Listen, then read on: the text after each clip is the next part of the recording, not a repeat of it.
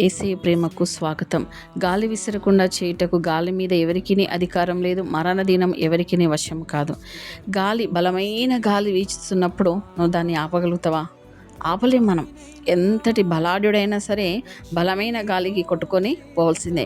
ఎంతటి షిప్పులు సైతం మరి సముద్రంలో మనం చూస్తే బలమైన గాలి వీచినప్పుడు ఆ షిప్స్ సైతము అవి ఆ సముద్రంలో మునిగిపోతాయి. బలమైన గాలికి అలలు ఎగసి ఎగసి పడి ఆ యొక్క పెద్ద పెద్ద నౌకలు కూడా అందులో మునిగిపోతూ ఉంటాయి.